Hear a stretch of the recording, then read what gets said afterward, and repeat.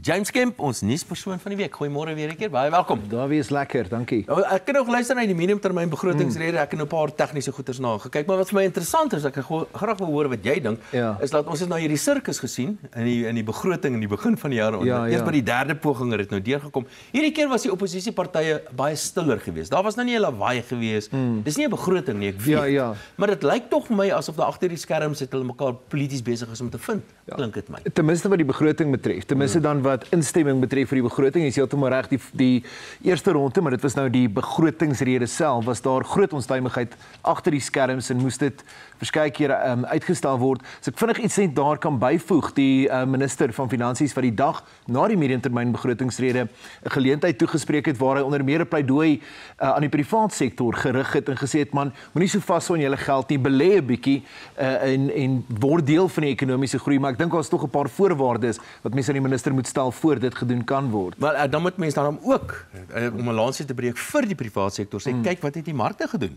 Kyk hoe die kapitaalmark positief daarop gereageer, kyk hoe die rand positief reageer, kyk hoe die aandele weer so die privaat sektor is inderdaad besig om positief te reageer. Geen net vir ons bietjie meer goeie nuus. Maar hoe dit ook al sê, so dis nou die G20 of is dit 19 of is dit 18 of hoeveel is dit? Dawie, dalk iets so vinnig, die G20 beraad is nou 'n internasionale groepering wat in die rigting werk van ekonomiese en finansiële samewerking, maar reeds nou in aanloop tot Suid-Afrika se gasheerskap wat oor 'n paar dae plaasvind, het ons gesien dat die VSA onttrek. Het kort daarna het ons gesien dat die president van Argentinië onttrek, die president van Mexiko, die president van China wat ook na die voetspore gevolg het. Ek moet nou wel sê China wat sê dat hulle steeds die premier gaan stuur, maar ons sien dat 'n groot aantal gesaghebbende lande se staatshoofde besig is om van die geleentheid te onttrek. Dit is nog steeds 'n groot geleentheid vir Suid-Afrika. Dit is baie jammer dat die groot koppe nie is nie. Hulle stuur nou die tweede in bevel hiernatoe in die meeste van die gevalle, maar dis regtig jammer dat in die VSA se geval wat nie eers die tweede in bevel gestuur word. Hoekom hy nie? Ja, Jerry Vance wat ook nie meer die geleentheid gaan bywoon nie.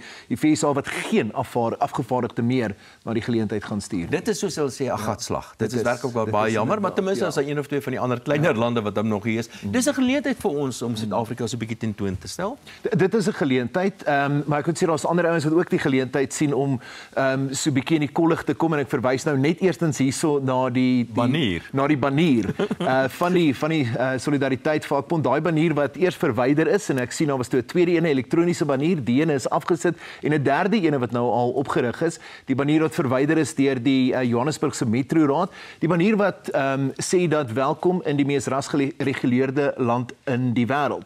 Dit is die bewoording nou in Engels van die banier, so in die omgewing van Nasrek wat dit opgerig is en ja, die banier wat dan nou verwyder is en regsaake wat gaan volg. Sê net vir my, ek is nou onseker, het hulle toestemming, het hulle die regsproses gevolg of het hulle nie? Wie is reg hierso? As ons kyk na die hofstukke wat Solidariteit uitgereik het, dan sien ons dat daar 4 respondente is, die Johannesburgse Metro, die Johannesburgse Metropolisie, die premier van Gauteng, Panyaza Lesufi, en dan ook daarmee saam die advertensieagentskap wat daarmee getaak was. En die advertensieagentskap het aangedui dat hulle nie die saak gaan opponeer nie. Hulle moet dan nou geroep word in die saak om ook dan die omstandighede te skets, so dit lyk of hulle die regte roete gevolg het, ten minste dan deur 'n advertensieagentskap in te kontrakteer. James Kemp, lekker om met jou te gesels, altyd iets nuuts om oor te gesels.